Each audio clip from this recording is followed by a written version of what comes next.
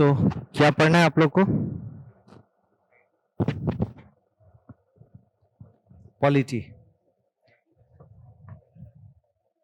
Cover करूंगा मैं उसी में ही, डोंट वरी।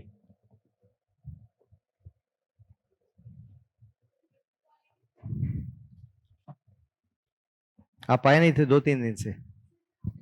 अच्छा, ऑनलाइन थे। तब तो मैंने बोला था सैटरडे, मैंने वो भी बेयर एग भी बोला था लाने के लिए। लाए हैं? ठीक है। होपफुली वो टॉपिक मैं सैटरडे अलग से कवर करूंगा, सोसाइटी वाले। और चूंकि इसका पार्ट इस सेंस में है, विमेन को जब हम डिटेल में देखेंगे, सो आर्टिकल्स के बीच में वो टॉपिक आएगा, तो मैं अलग से बता के आपको फिर कवर कराऊंगा, ठीक है ना, कि इसको इस डायमेंशन से देखना है करके।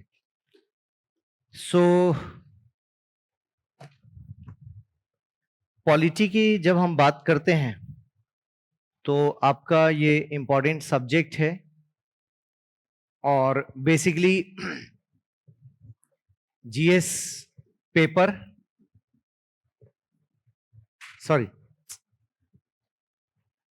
2 में है। और इसमें जो आपके टॉपिक हैं पॉलिटी, देन गवर्नेंस, जस्टिस और international relations, these are 4 topics of general studies paper 2, right. अब इसमें एक टर्म और भी आपको मिलेगा, कॉन्स्टिट्यूशन लिखा हुआ, ऐसा लिखा हुआ है कॉन्स्टिट्यूशन। तो जब हम पॉलिटी कहते हैं तो ये ब्रॉडर डायमेंशन है, कॉन्स्टिट्यूशन उसका एक पार्ट है। Polity is about political structure, और ये सेम टॉपिक आपके प्रीलिम्स में इंपॉर्टेंट कनेक्ट होता है, पॉलिटी। तो ये दोनों बिना डिटेल पढ़े आपसे नहीं बनेगा। इसका मतलब ये हुआ कि इस पूरे सब्जेक्ट को आपको डिटेल में जाना पड़ेगा और पढ़ना पड़ेगा।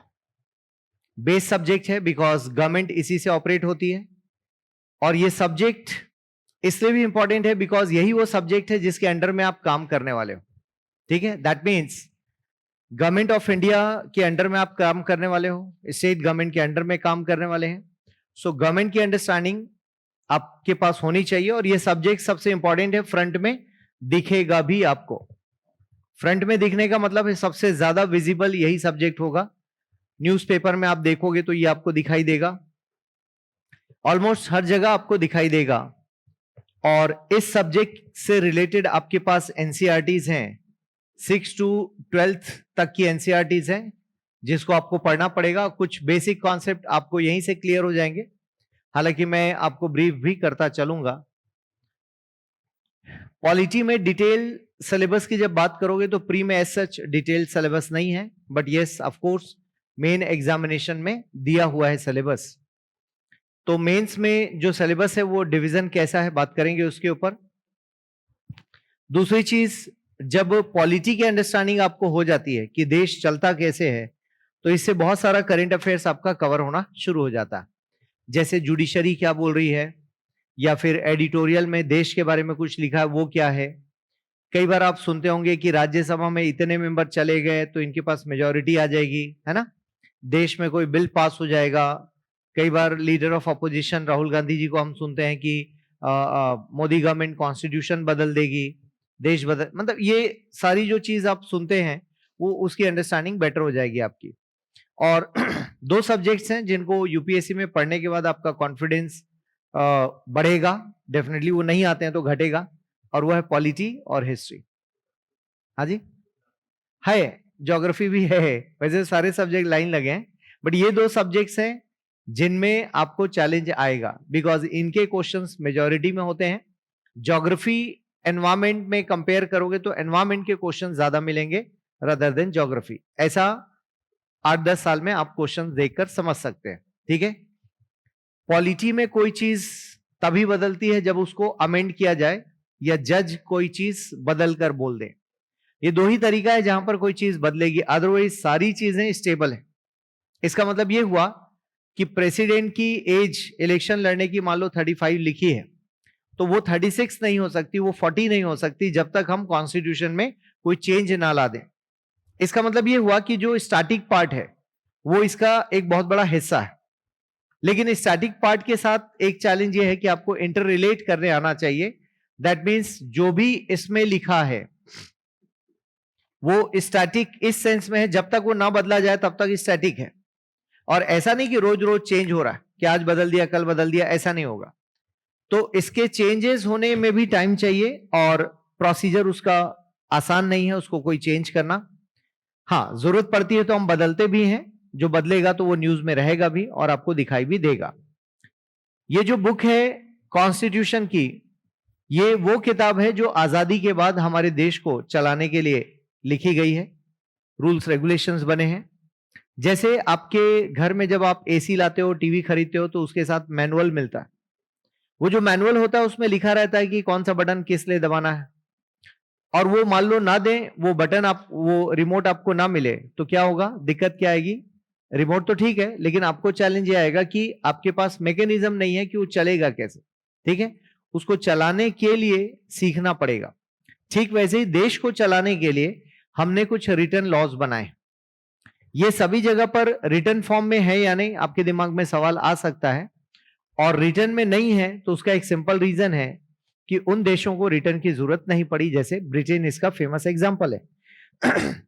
ब्रिटेन को इसलिए जरूरत नहीं पड़ी क्योंकि उनको किसी ने लंबे समय पर रूल नहीं किया। रूल हुए भी तो उनके अपने लोग थे और एक ही राजा एक ही फैमिली रूल करते करते करते आगे बढ़ते रहे। तो उसका बेनिफिट उनको यह मिलता है कि उन्हें नए नए रूल्स बनाने की जरूरत नहीं पड़ी। जो एक बार राजा की फैमिली ने बना दिया वो आज तक चला आ रहा है। ठीक है, तो उन्हें लिखने की जरूरत नहीं पड़ी। हमें लिखना इसलिए पड़ा बिकॉज हम जहां से स्टार्ट ले रहे थे वहां से इंपॉर्टेंट ये था कि हम मान लो नहीं लिखते तो शायद हम नया मैनेजमेंट नहीं कर पाते, डिमांड्स बहुत ज्यादा थी, वो लिखकर ही हम अपने लोगों को सेटिस्फाई कर पाते। तो हमें लिखना जरूरी था, हमने लिखा। इसके पहले आप देखोगे कि ऐसा नहीं कि इसके पहले हमारे देश में रूल्स रेगुलेशन नहीं थे, लेकिन वो लॉ के फॉर्म में थे, छोटे छोटे टुकड़ों के फॉर्म में थे। एक साथ देश को गवर्न करने के लिए कोई रिटर्न डॉक्यूमेंट नहीं था हमारे पास। तो पहली बात, हमने रिटर्न डॉक्यूमेंट बनाए। उसका बेनिफिट ये मिलता है कि अब 75 इयर्स होने जा रहे हैं हमारे देश को आजाद हुए, उस रिटर्न डॉक्यूमेंट के कारण ही हम सब कुछ चला पा रहे हैं। इसका बेनिफिट ये भी मिलता है, जैसे मान लो कहीं पर कुछ लिखा हुआ है तो उसको देख देख कर आप फॉलो करते जाते हैं कि इसमें बोला क्या गया है।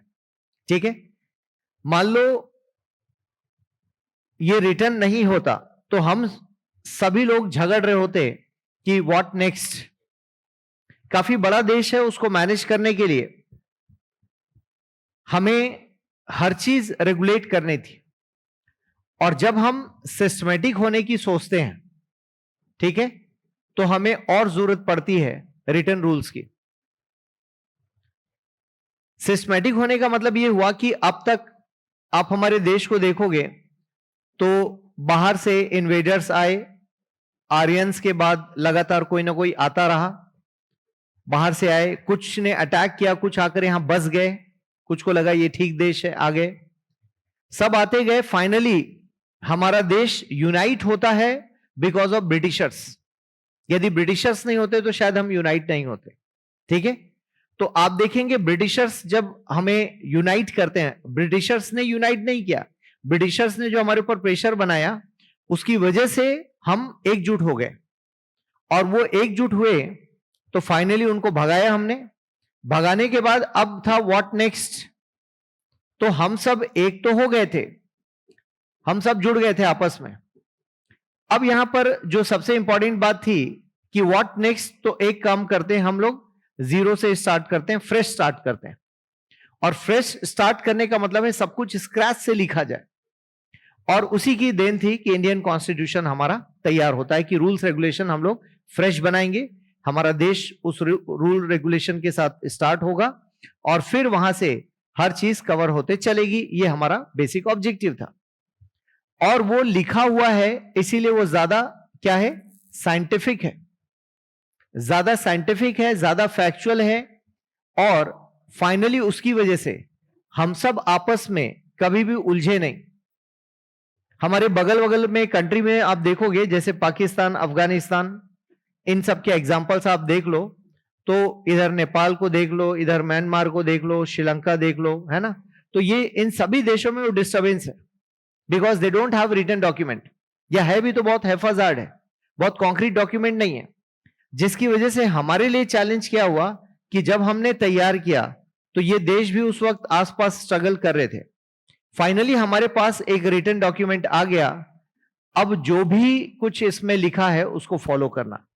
सी, जब भी रिटन डॉक्यूमेंट की बात आती है, मान लो कोई इस बात को ना माने कि जो कुछ लिखा है उसे हम फॉलो नहीं करना, अचानक एक दिन गवर्नमेंट ये डिसाइड कर ले कि इसमें जो लिखा है सब साइड करो, हम जो बोलेंगे वो लागू होगा, तो कोई भी गवर्नमेंट कर सकती है ऐसा, ठीक है ना, कोई बड़ी बात नहीं है। प्रॉब्लम यह है कि हम लोग कैसे रिएक्ट करेंगे, हम मतलब we the people of India, हम भारत के लोग कैसे रिएक्ट करेंगे।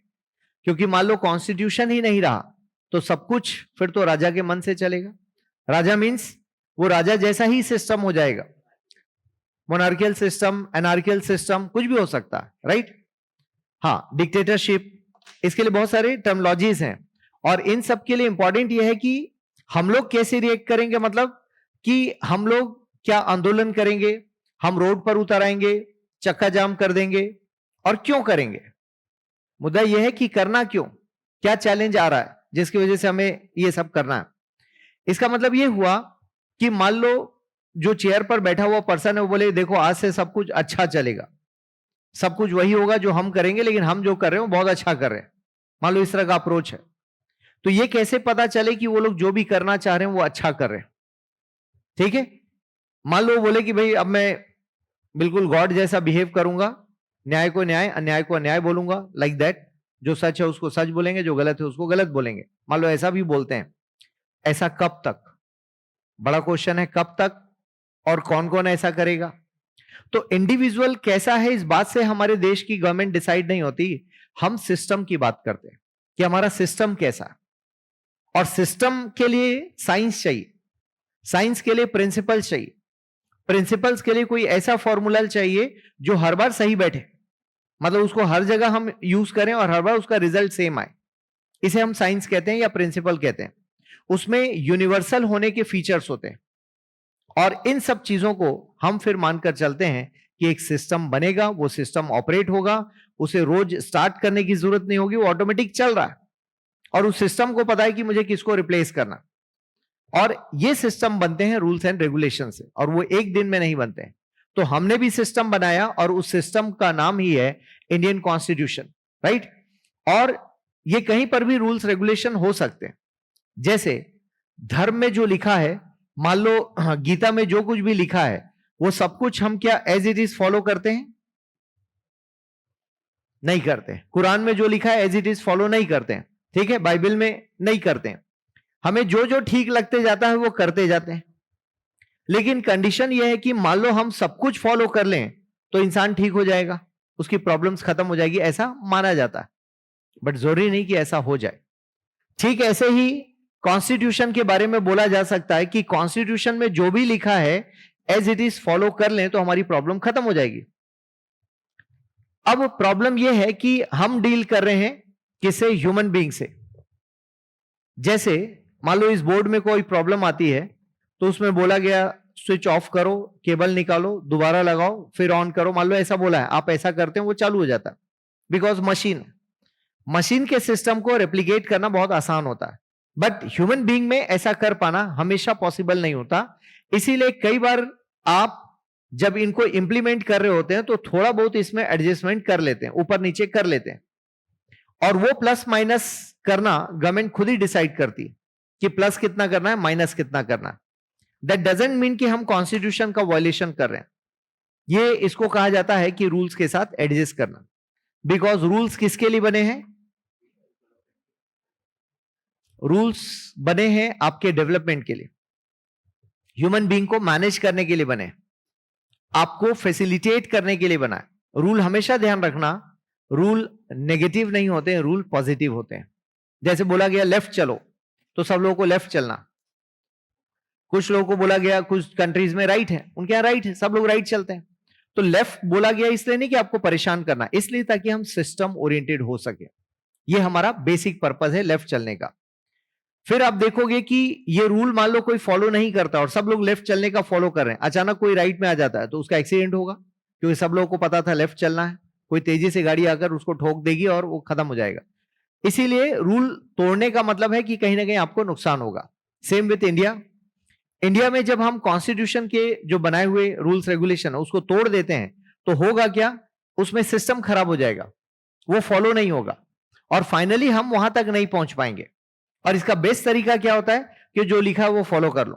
जैसे चाइना जो भी सामान देता है उसमें आप देखोगे अक्सर वो सारा कुछ लिख कर देता है। इनफैक्ट वो छोटे छोटे स्पैनर वगैरह भी दे देता है, पाना पेंचिस दे देता है कि जब खोलो तो आपको मार्केट जाने की जरूरत नहीं, आपका ऐसे ही बन जाएगा। क्लियर है?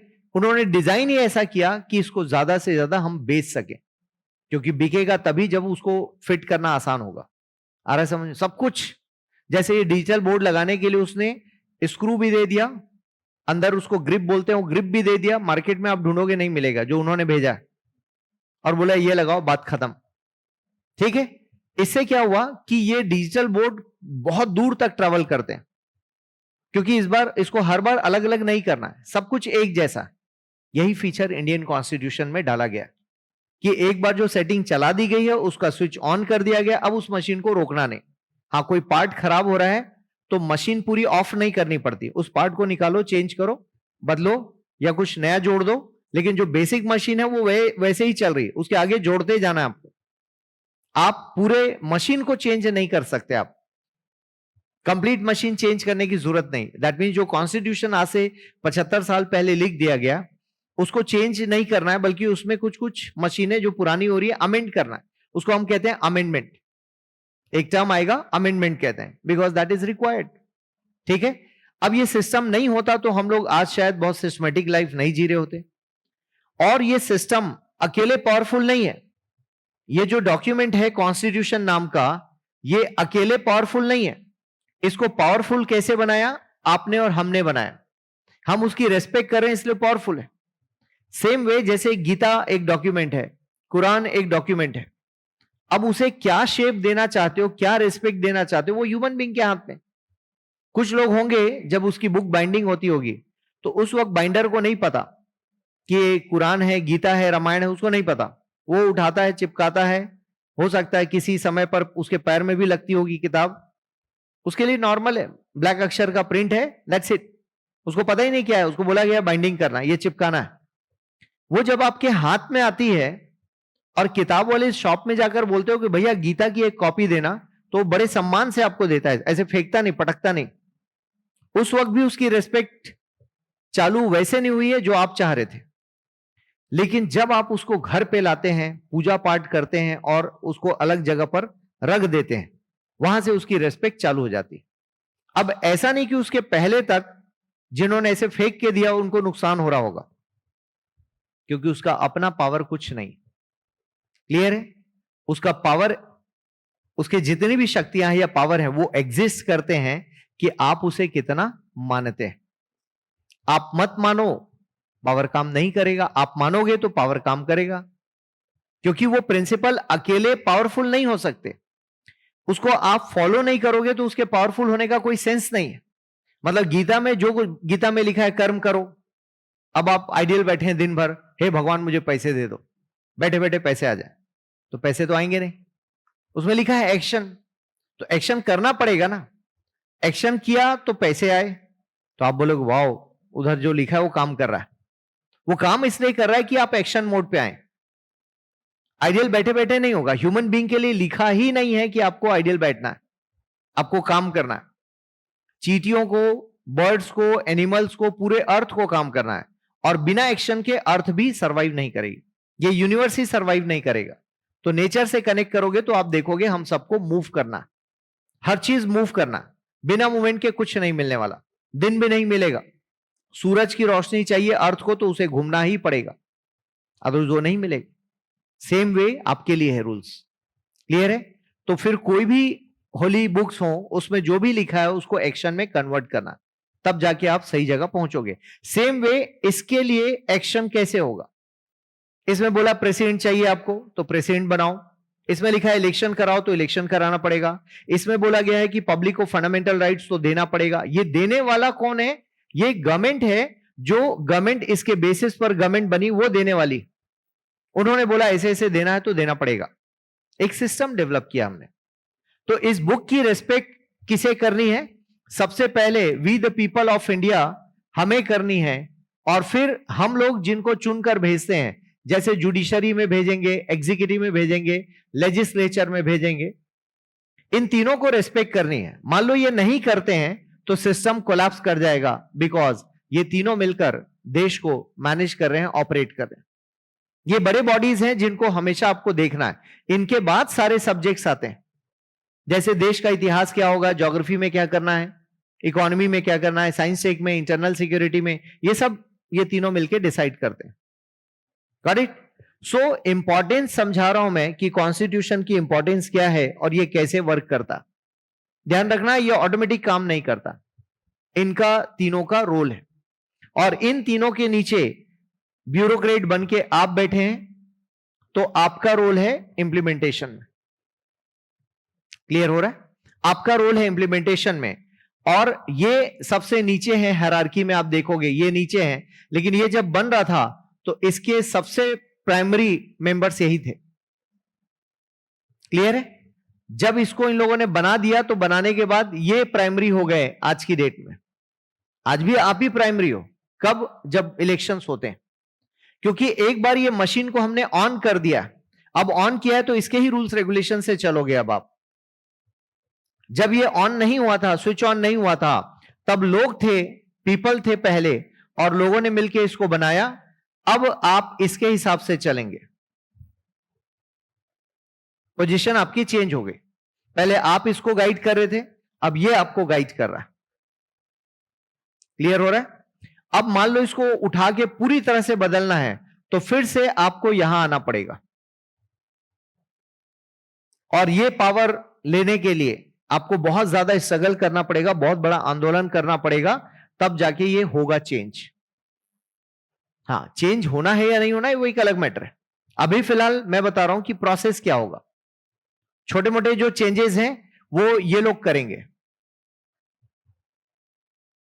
पूरा लगता है कि नहीं सर एकदम नए सिरे से लिखना, तो यही परमिशन देगा, ये किताब हमें परमिशन देगी और बोलेगी कि आप लोग एक काम करो, इलेक्शन कराओ कि इसको बनाने के लिए जो असेंबली चाहिए उसमें कौन कौन आएगा, कौन कौन बैठेंगे। क्लियर है? और उस असेंबली को के लोग मिलकर इसको फिर से लिखेंगे, नए सिरे से लिखेंगे।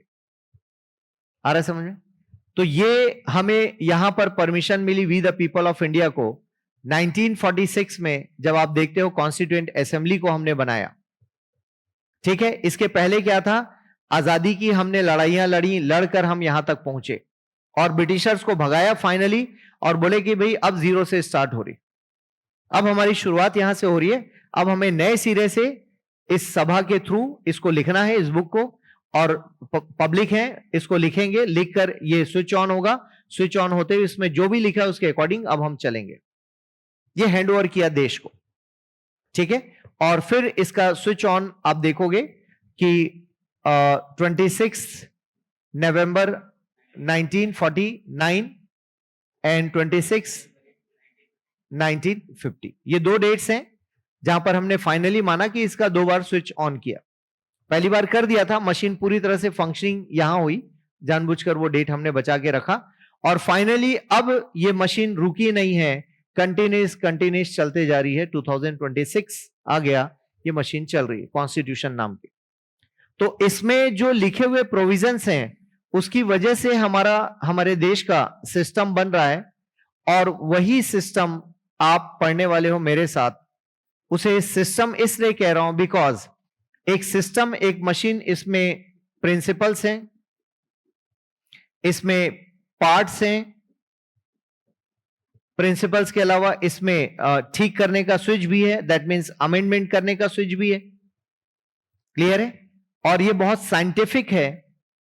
तो कैसे पता चला साइंटिफिक है? बिकॉज इसे कई बार इंप्लीमेंट करके देखा है, रिजल्ट सेम आए। फिर इसे कहा गया कि ये एक लिविंग डॉक्यूमेंट है, जिंदा डॉक्यूमेंट है। ये एनसीईआरटी में है। तो आप देखेंगे लिविंग डॉक्यूमेंट है, मतलब इसके अंदर लाइफ है। लाइफ जिसके अंदर है वो चेंज होता रहता है। जैसे अर्थ क्या है, अर्थ को हम लिविंग ऑर्गेनिज्म बोलेंगे या नॉन लिविंग? हमारे लिए मिट्टी पत्थर तो नॉन लिविंग है, ठीक है। यदि साइंस के नजर से देखोगे तो अर्थ नॉन लिविंग है, लेकिन उसमें जान है। फिलोसॉफिकली आप देखोगे तो उसमें जान है। जान नहीं होती तो आप और हम कैसे रहते? अर्थ अर्थ के अंदर वो गुण भी है कि उसके अंदर लाइफ है। यदि उसके अंदर लाइफ नहीं होती, डेड पड़ा रहता, तो अर्थक्वेक नहीं आता, वॉल्केनिक इरप्शन नहीं होता। इसका मतलब उसके अंदर कोई मैकेनिज्म है ना। उसे आप इंसान नहीं बोल सकते, उसे एनिमल नहीं बोल सकते, वो अर्थ अपने आप में एक कोई चीज है। ऐसे ही यूनिवर्स है, बिकॉज यूनिवर्स स्टैटिक नहीं है, उसमें बहुत सारे चेंजेस आ रहे हैं, ब्लास्ट हो रहा है, फिर वो कुछ नया शेप ले रहा है। Every day there is something new. वो हमें नहीं पता चल रहा है, but there is a calculation. इसका मतलब ये भी एक लिविंग चीज है। हमें दिखने में वो कोई स्टोन है, वो लगता है ये पड़ा हुआ है, वो पड़ा नहीं है। एवरीडे उसके ऊपर एक नई लेयरिंग आ रही है, एवरीडे वो टूट के बिखरता है। टाइम है जिसको आप कैलकुलेट नहीं कर सकते। ये थोड़ा फिलोसॉफिकल एंगल है, लेकिन इसमें साइंस भी है। तो इसे लिविंग क्यों बोला गया? बिकॉज इसके अंदर चेंजेस हो रहे हैं और लगातार चेंजेस करके उसको हैपनिंग मेंटेन किया गया। वो हैपनिंग मतलब डायनामिज्म उसका मेंटेन किया गया। और वो डायनामिज्म इसलिए कि टाइम टू टाइम वो चेंज होना चाहिए। और वो चेंजेस क्या है, जैसी रिक्वायरमेंट है वैसे उसके अंदर कुछ प्रोविजंस जोड़े जा रहे हैं, कुछ माइनस हो रहे हैं, प्लस उसका एक्सप्लेनेशन चेंज हो रहा है, उसका इंटरप्रिटेशन चेंज हो रहा है। ठीक वैसे ही है जैसे गीता, कुरान, बाइबल, इन सब का इंटरप्रिटेशन चेंज हो रहा है आज की डेट में।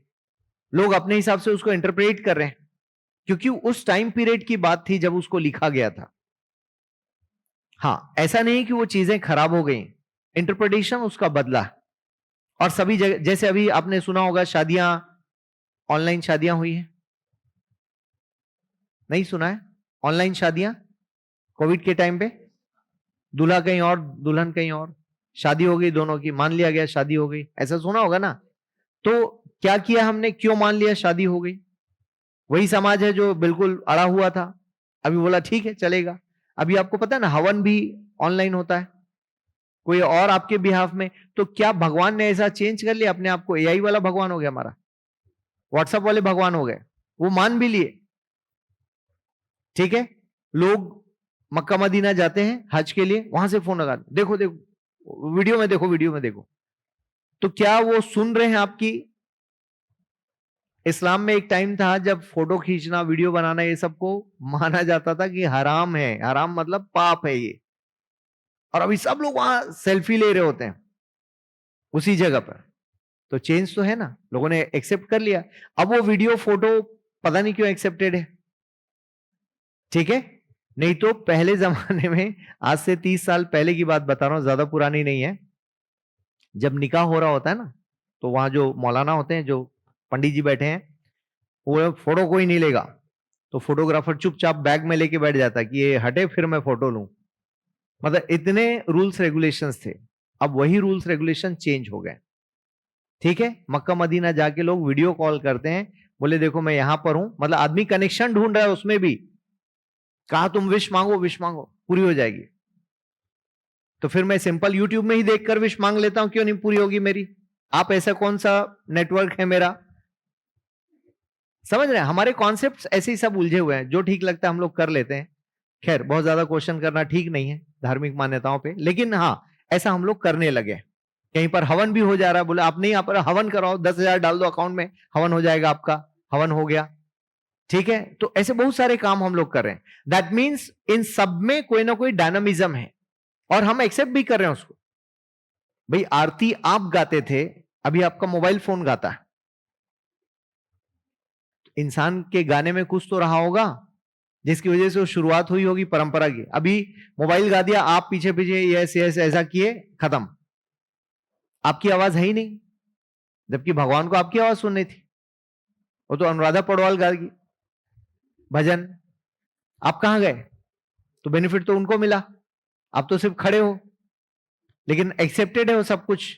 इसका मतलब वो जो चेंज है, इसी को डायनामिज्म कहा जाता है, और सब लोग खुश हैं उसमें, एवरीबॉडी इज हैप्पी। जो एकदम कट्टरवादी था वो बोल रहा हाँ ठीक है ये चलेगा, कोई दिक्कत नहीं। इसका मतलब ये चीज पहले भी की गई होगी तो भी एक्सेप्टेड, जब आज एक्सेप्ट करें तो ये डायनामिज्म है अर्थ का। आज से 5-6 साल बाद लोग भूल जाएंगे कि अच्छा ऐसे बैठ के भी हम पूजा करते थे, है ना, वो सब भूल जाएंगे क्योंकि चेंज आ रहा है।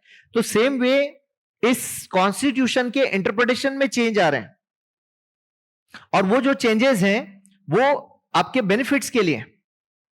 तो उसको भी हमें समझना है कि ये अलाउ हमने क्यों किया, वॉज इट रिक्वायर्ड और नॉट, इसको भी समझना है।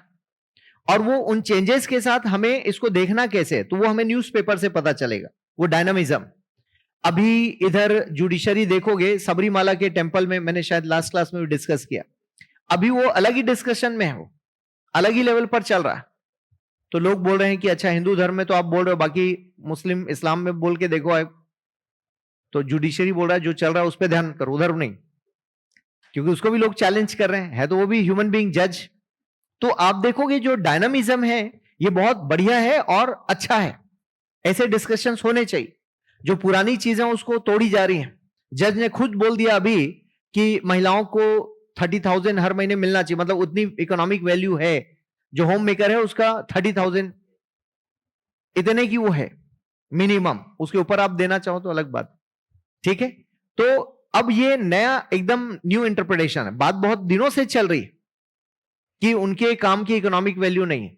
अब ये जज बोला, आप बोलोगे सर ये इकोनॉमिक मैटर है, पॉलिटी में इसका क्या लेना देना, बिकॉज देश का पूरा सिस्टम यहीं से मैनेज होता है, उसके बेसिक प्रिंसिपल इसी में लिख दिए गए कि जज को क्या बोलना है, कैसे बोलना है। अब उन लोगों ने उस जमाने में लिखा था equal pay for equal work, कब लिख गया, 1946 में लिख दिया था हमने।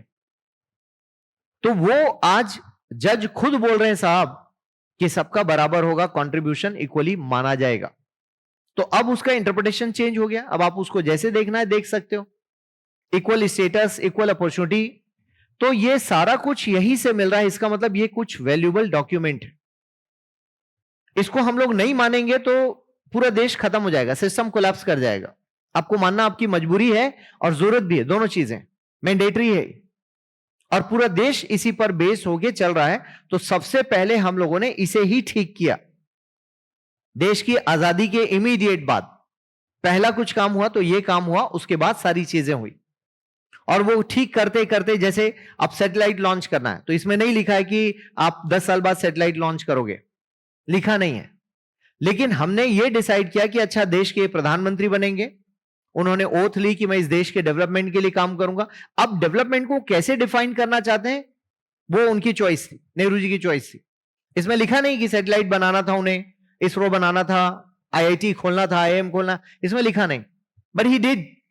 क्योंकि उसके बाद आपका डिस्क्रिप्शन है, आप क्या करना चाहते हो, आपको अकाउंटेबिलिटी मिली, then this is your choice, आप उसे कैसे करना चाहते हो। मान लो कोई बहुत लेस एफिशिएंट पर्सन होता हमारे देश में प्रधानमंत्री, तो हो सकता है हम बहुत सारे बेनिफिट्स नहीं देख पाते उस टाइम पीरियड के। वो तो ठीक है, वो एफिशिएंट थे, उस वक्त के लोग काफी ईमानदार थे, एथिकली बहुत करेक्ट थे। जैसे गांधी जी बोला मुझे कोई पोस्ट नहीं चाहिए, मेरा जो काम है मैं करूंगा, उस वक्त ऐसे लोग थे। अभी ऐसे लोग मिलेंगे नहीं कि आप अपना काम करो मैं अपना काम ना, आप जो कर रहे हो उसमें भी मुझे हिस्सेदारी चाहिए। हर कोई पार्टनरशिप मांगता है। उस जमाने में ऐसे लोग थे कि चलने दो, देश के लिए हो रहा है चलने दो, घर बार सब बेच दिया, गहने वहने सब दे दिया, क्या देश पहले। तो उन लोगों ने यदि वो वैल्यू नहीं समझी होती तो हमारा देश कभी भी देश नहीं बनता। ये सिर्फ स्टेट नहीं है, state is a political term, हम सब नेशन के पार्ट हैं, we are the part of a nation, और नेशन इमोशन से तैयार होता है। तो वो इमोशंस इसलिए भी पैदा हुए हैं क्योंकि इन्होंने बहुत टॉर्चर किया हमें। यदि हमारा अच्छा अच्छा चल रहा होता तो हम शायद कभी भी फील ही नहीं करते। हमें महाराष्ट्र जाते हुए हम बोलते हम दूसरे देश जा रहे हैं, हम यूरोप जैसे दिखते, छोटे छोटे स्टेट्स में बटे होते, क्योंकि जब तक आपके अंदर आपके पास एडवर्स कंडीशंस नहीं होती हैं, विपरीत परिस्थितियां नहीं आती हैं, तब तक आप एकजुट नहीं होते हैं। क्लियर है। जैसे बस में सब अपना अपना बैठ के जा रहे हैं, अचानक रात के 8 बजे बस पंचर हो गई, तो आप देखोगे बस के सभी लोग उतर आएंगे, अचानक एकता हो जाती है उनके अंदर। नहीं नहीं, फीमेल अंदर बैठे हो, हम सब जेंट्स बाहर आ गए, जबकि उनके बीच कोई दोस्ती नहीं। लेकिन अचानक आए, सबने जिम्मेदारी ली और बोले भाई इसको ठीक करते हैं। सब भीड़ के ठीक किए, बस चालू हो गई, सब बैठ के निकले। तो एडवर्स कंडीशन जैसे आती हैं, आपके अंदर यूनिटी आती है। फिर आपकी फैमिली हो, आपके फ्रेंड्स हो, आप देखेंगे लोग सब छोड़ छाड़ देते हैं, दुश्मनी वगैरह। जब प्रॉब्लम आती है तो इकट्ठे हो जाते हैं। ऐसे हमारे देश में भी हुआ, और वो एक दिन में नहीं हुआ, उसके लिए बहुत लंबी जर्नी हम लोगों ने ट्रैवल की है। राइट फ्रॉम 1857 से आते आते 1947 तक हम पहुंचते हैं। और इसे ही आप मॉडर्न इंडिया के नाम पर आप पढ़ते हो, और इसका पूरा सिलेबस हिस्ट्री तक पहुंचता है। इसके पहले भी कुछ कुछ हुआ, एंशिएंट इंडिया, मिडिवल इंडिया, सब कुछ है। लेकिन एक्चुअल जो हमारे अंदर फीलिंग्स आती हैं वो इसके आसपास आती हैं। और वहां से फिर आप देखोगे माइलस्टोन क्रिएट होते गए हमारे देश में, और उन माइलस्टोन्स के कारण हमारा देश के साथ हमारा जो रिलेशन था वो और ज्यादा डिपेंड होता गया। और फाइनली वो टाइम आ गया जब गांधी जी ने कहा कि अब डू और डाई, करो या मरो, इनको भगाओ लेकिन देश से। अब वो टाइम आ गया। नहीं करते तो शायद हम लोग कुछ और भी हो सकते थे, लेकिन किया और फाइनली रिजल्ट आया। तो इसका मतलब यह हुआ कि जहां पर आप मॉडर्न इंडिया पढ़ना बंद करते हो 46, 47 में, उसके बाद से ऑफ कोर्स ये चालू होता है कॉन्स्टिट्यूशन। लेकिन इसके पैरेलल एक और जर्नी है कि कॉन्स्टिट्यूशन के साथ साथ हमारे देश में जो बहुत सारे डेवलपमेंट हुए उसको आप नहीं पढ़ते हो। ये तो प्रोविजन के फॉर्म में आप पढ़ते हो ना। मैं देश का लास्ट 75 का हिस्ट्री आपको नहीं पढ़ाने वाला हूं, क्योंकि यहां तक हिस्ट्री पढ़ के हम खत्म कर देते हैं 47 तक। इसके बाद जो कुछ पढ़ते हो पॉलिटी पढ़ते हो आप।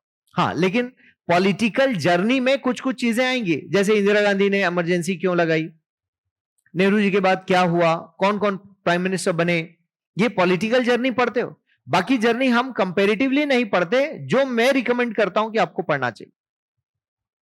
और मैंने वो सैटरडे की क्लास में कुछ बच्चे बैठे थे मेरे साथ, आप लोग को बताया मैंने कि वो जर्नी, उसको माइलस्टोन कहा जाता है। और ये आप खुद से असाइनमेंट करोगे माइलस्टोन का। पुरानी क्लासेस में मैं देता था ये वाला होमवर्क कि आपको ईयर वाइज एक नोट तैयार करना है कि 5 और 10 जो भी इंपॉर्टेंट इंसिडेंट्स है, पॉजिटिव नेगेटिव कुछ भी हो सकते हैं, गूगल या विकिपीडिया करके आप निकालो और ऐसा टिल 2026 चलने दो। छोटे छोटे शब्दों में लिखो। ये टाइमलाइन आपको इतना बेनिफिट देगा, अभी आपकी अंडरस्टैंडिंग नहीं आएगी, लेकिन आप पढ़ के देखना, आपको लगे अच्छा हमारे देश में ये भी हुआ है, ये भी हुआ है। और ये आप खुद से नोट्स बनाओगे माइलस्टोन वाला, ठीक है। आप देखोगे बहुत हेल्प मिलेगी। बहुत सारे बच्चों को पता ही नहीं है कि 91 में क्या हुआ, राजीव गांधी कैसे गए, इंदिरा गांधी के जाने, ठीक है, ये किसी ना किसी सब्जेक्ट का पार्ट होते हैं, लाइक इंटरनल सिक्योरिटी का पार्ट है, पढ़ना तो है ही है, सॉरी, पढ़ना तो है हमें। इवन दो आप जब खुद से बना लोगे नोट्स, तो आपको एक कॉन्फिडेंस आएगा कि यार 47 तक की तो हिस्ट्री मुझे पता है, 47 से 2026 भी मैंने सीख लिया, देख लिया। बहुत डिटेल, बहुत एनालिसिस नहीं करना, से हाफ पेज, एक ईयर हाफ पेज में आ जाएगा। पॉइंटर चाहिए बस, क्या क्या हुआ था। हाँ, कुछ जैसे इमरजेंसी मान लो इंदिरा गांधी के टाइम पर लगी, तो वो तो मैं खुद यहां पर बता दूंगा। पॉलिटिकल जर्नी में मैं डिटेल जाऊंगा, और टाइम रहा तो कुछ आगे पीछे भी बात कर लेंगे। लेकिन होता यह है कि एक क्लास का टाइम फिक्स होता है ना, 25 डेज, 30 डेज, उसमें फिनिश करना है, सारे प्रोविजन याद करने हैं। तो ये इसीलिए मैं बोलूंगा ये जर्नी आप खुद तैयार करेंगे, आप देखिएगा आपको बहुत बेनिफिट मिलेगा। क्योंकि यूपीएससी को सिर्फ सिलेबस से पास करना होता तो सिलेबस बहुत लोग पढ़ रहे हैं और पढ़ा रहे हैं, सिलेबस से ही पास होना होता तो बहुत लोग पढ़ रहे हैं और पढ़ा रहे हैं। सिलेबस के साथ जो एडेड चीजें हैं वो आप कैसे देखते हो, वहां से आप एग्जाम पास करते हो। क्योंकि सिलेबस को तो बहुत डिकोड कर देते हैं हम कोचिंग वाले मिलके, एकदम बिल्कुल अंदर तक। उसके बियॉन्ड जो सोचने का काम है वो आपको जाना चाहिए, ठीक है। जैसे ड्रेनेज सिस्टम पढ़ोगे रिवर का, तो रिवर यहां बह रही है लेकिन उसका असर बहुत दूर तक होता है ना, ऐसे ऐसे, वैसे ही सेम सिलेबस को कवर करना कि कोई एक टॉपिक यहां चल रहा है लेकिन उसका इंपैक्ट यहां तक पढ़ना है, इधर वाले का यहां तक पढ़ना है और फिर वापस आना है कि हाँ ये हमारा मेन रास्ता, मेन सिलेबस है। ये नॉलेज बढ़ाने वाला काम नहीं है, ये एनालिसिस वाला काम है। आप अपना ऑब्जेक्टिव समझोगे कि जा क्यों रहे हो सिस्टम में, देन यू विल रियलाइज कि आपको करना क्या है। ये उस रियलाइजेशन का पार्ट है कि मैं एक ब्यूरोक्रेट बनने जा रहा हूं और मुझे सोसाइटी में सॉल्यूशंस लेकर आना है। मान लो आपको कॉन्स्टिट्यूशनल प्रोविजन नहीं पता है तो कैसे डील करोगे किसी जजमेंट को? आपको पता है ना, आप डीएम भी होगे, डिस्ट्रिक्ट मजिस्ट्रेट, तो लॉ से पहले कॉन्स्टिट्यूशन पता होना चाहिए, फिर लॉ। तो लॉ भी पढ़ोगे, यहां नहीं पढ़ोगे, मसूरी में पढ़ोगे, ट्रेनिंग में पढ़ोगे आप, लेकिन लॉ तो पढ़ना पड़ेगा आप। क्लियर है? जिस स्टेट में जाओगे वहां का लैंड वाला एक्ट आपको पढ़ना पड़ेगा, रेवेन्यू वाला एक्ट पढ़ना पड़ेगा, फिर तो पढ़ोगे मजबूरी में ही सही, क्योंकि आप उस शेयर पे बैठोगे ना डिसीजन मेकिंग। तो पहला डॉक्यूमेंट यही है जिससे आपका सामना होगा। ज्योग्राफी में हो सकता है आप भूल जाओगे कि अर्थक्वेक कैसे आता है, लेकिन आपको यह नहीं भूलना है कि फंडामेंटल राइट्स क्या है इस देश में, बिकॉज आपको रोज डील करना है उससे। जब प्रोग्राम बना रहे होगे तो उस वक्त वॉल्केनिक इरप्शन होगा या नहीं इस बारे में नहीं सोचना आप, लेकिन यह जरूर सोचना है कि गरीब आदमी को अपलिफ्ट कैसे करना है, यह सोचना पड़ेगा। अभी बारिश होगी तो कुछ लोग पानी में, मतलब नदी के किनारे रहे होंगे, वाटर लेवल बढ़ेगा, उनको हटाओगे वहां से, फिर सोचोगे इनका करना क्या है। उस वक्त आपको जस्टिस ध्यान में रखना पड़ेगा कि इनको किस स्कीम में फिट करूं और रोज का खाना मिल जाए इनको। आप एडजस्ट करोगे, उसमें रूल नहीं तोड़ोगे, एडजस्टमेंट होगा। तो वो एडजस्टमेंट तब करोगे ना जब आपको बेसिक्स पर कमांड होगी, और ये बेसिक एक दिन में तैयार नहीं हुआ है, उसको तैयार होने में टाइम लगा है। 2 साल 11 महीने 18 दिन लगे इसको बनाने में, और ये ऐसे हल्के में नहीं लेना। उस वक्त के लोगों ने टाइम दिया, स्टडी किया, रिसर्च किया, एनालाइज किया कंट्री के बारे में, क्योंकि वो कंट्री के हर हिस्से को जानते थे, हर हिस्से के लोगों को बुलाया था, हर तरह के कास्ट, हर तरह के रिलीजन, जेंडर, सबको इंक्लूड किया, तब जाके वो देश का कॉन्स्टिट्यूशन तैयार होता है। और इसी कॉन्स्टिट्यूशन के रूल्स रेगुलेशंस को आपको अंडरस्टैंड करना है, रटना नहीं है, समझना कि वजह क्या होगी। जैसे लिखा है इंडिया दी भारत, ऐसे लिखा है, क्लियर है? पढ़ेंगे। कॉन्स्टिट्यूशन में आर्टिकल 1 से हमारे देश का कॉन्स्टिट्यूशन शुरू होता है, और इंडिया को बोला कि India shall be the union of a state, union of states. Bharat राज्यों का बोला, मतलब मिलकर एक यूनियन बनाएंगे, वहां से इसकी शुरुआत होती। फिर बोला इंडिया और भारत। तो आप सोच के देखो उनके दिमाग में 2 वर्ड्स क्यों आए। तो जब गहराई में जाओगे तो आपको समझ में आएगा कि भारत शब्द हमारे पीछे वेद पुराणों से लिया गया, भारतवर्ष हम कहते हैं ना, क्लियर है? तो पीछे वो वेद पुराणों से आया वो शब्द। इंडिया जब बोला, चूंकि ब्रिटिशर्स ने हमको इंडिया नाम से ही पुकारा और ग्लोबली ये शब्द फैल चुका था, तो हमारे जो पॉलिटिकल डिसीजंस हैं, हमारे जो डिप्लोमेटिक रिलेशंस हैं, वहां पर आपको इंडिया ही बोलना पड़ेगा। लेकिन भारत हमारी फीलिंग्स है, बट सेम टाइम पर इंडिया, चूंकि ग्लोबली इंडिया को की आइडेंटिटी इंडिया से, ठीक है, हम उस वक्त डिसाइड कर सकते थे, लेकिन हमारे देश के लोगों ने कहा कि हमें प्रोग्रेसिव होके चलना। ये शो करता है कि उस वक्त से हम प्रोग्रेसिव हैं। उस वक्त चाहते तो हम कहते ब्रिटिशर्स का सब हटाओ, आज से हिंदी में बातचीत, ऐसा हो सकता था, क्लियर है? लेकिन हमारे कॉन्स्टिट्यूशन मेकर्स, इनमें से आधी जनता ने ब्रिटेन से अपनी पढ़ाई पूरी की थी। जिस जगह हमने पढ़ाई की, और उन्हीं लोगों ने हमें रूल भी किया, उन्हीं लोगों ने हमें टॉर्चर भी किया, मारा भी, सब कुछ किया, और उन्हीं लोगों की भाषा को हमको पकड़ना था, क्योंकि तब हमें समझ में आ गई थी बात कि यदि इनके साथ हम नहीं चलते हैं तो हम ग्लोबली पीछे रह जाएंगे। उस वक्त यदि हम ईगो का झगड़ा रखते तो आज हमारे पास मार्केट ढूंढने नहीं आ रहे होते। आज वो लोग तारीफ करते हैं, तब हमारा आदमी जाके वहां प्राइम मिनिस्टर नहीं बनता। क्लियर है?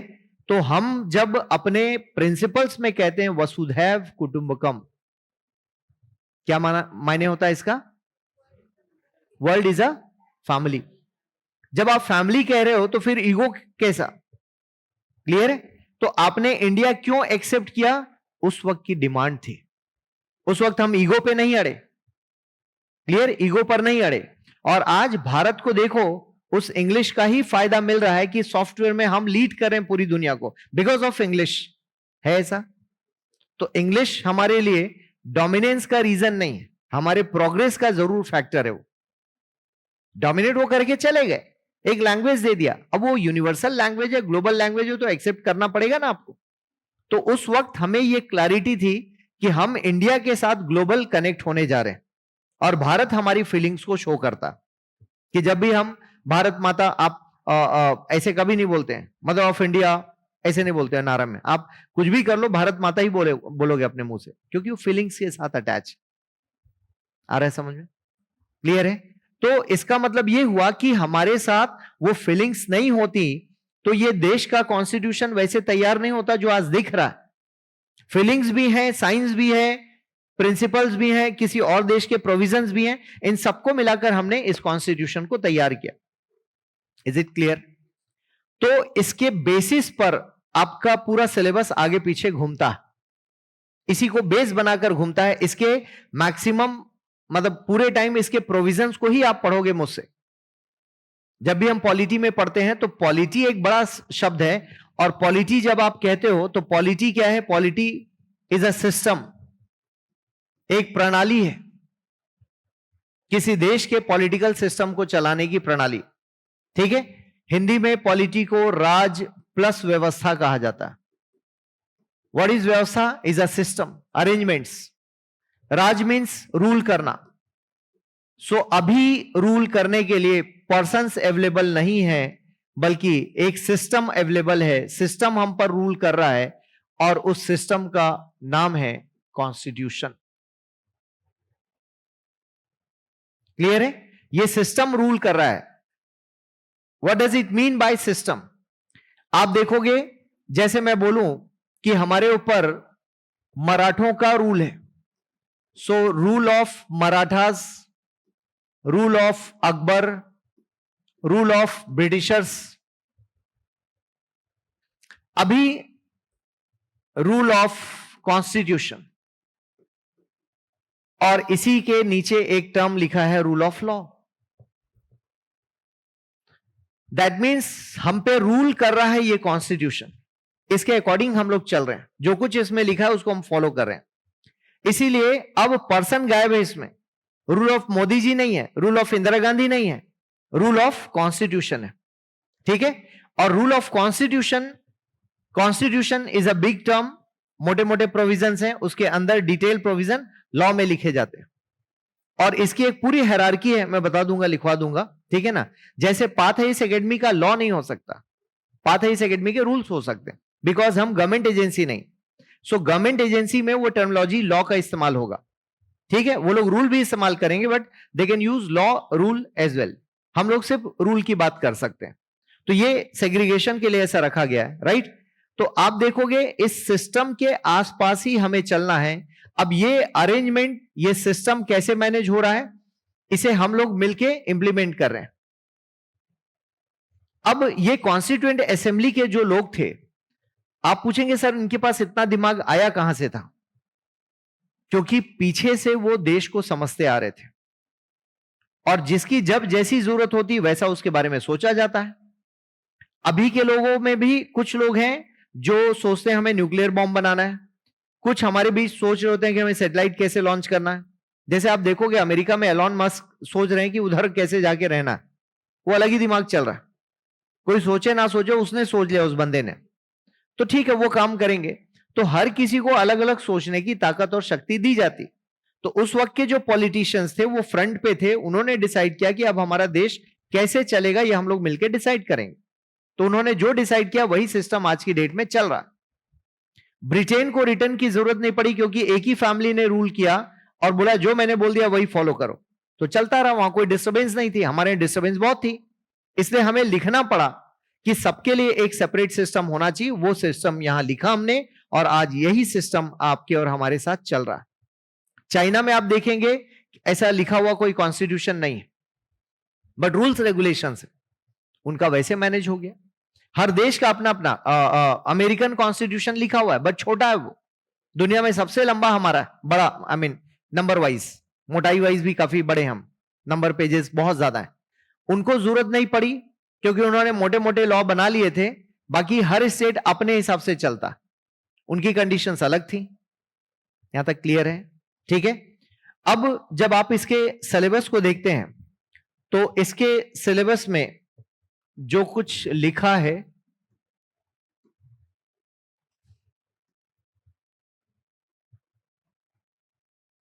इसको मैं क्वेश्चंस के साथ ही आपको दिखाता हूं।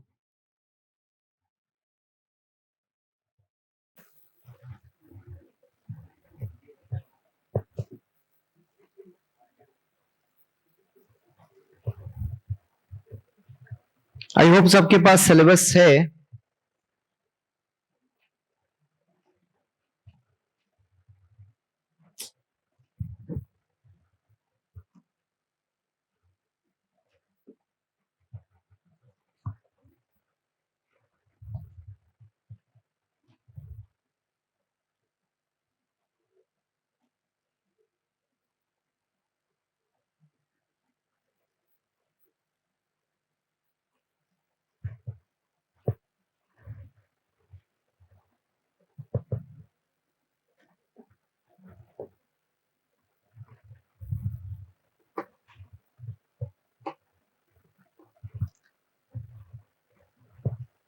सी, मैंने चैप्टर में डिवाइड कर रखा है, ऑफिशियली चैप्टर नहीं लिखा हुआ है, ठीक है। इनका पहला टाइटल है इंडियन कॉन्स्टिट्यूशन। अब ऐसे देखोगे तो 1 to 395 पूरा कॉन्स्टिट्यूशन होता है। अब इन्होंने सबसे पहले हिस्ट्री की बात की, तो हिस्ट्री में 1773 से लेकर 1947 का एक्ट, डिफरेंट एक्ट्स पढ़ना है कि ब्रिटिशर्स ने किस तरह से इसको लॉन्च किया। अब हिस्टोरिकल अंडरपिनिंग्स में केवल एक्ट्स नहीं है, मतलब ये एक्ट्स बहुत सारे हैं, जैसे 1773 का एक्ट है, 1784 का एक्ट है, फिर 1813 का एक्ट है, हाँ बीच में ठीक है, यहां आएगा 93, 1333, फिर 1853 का एक्ट है, फिर 1857 में रिवोल्ट हो जाता है, ठीक है। 1858 का एक्ट, 61, 92, फिर आप देखोगे कि 1909 का एक्ट है, 1919 का एक्ट है,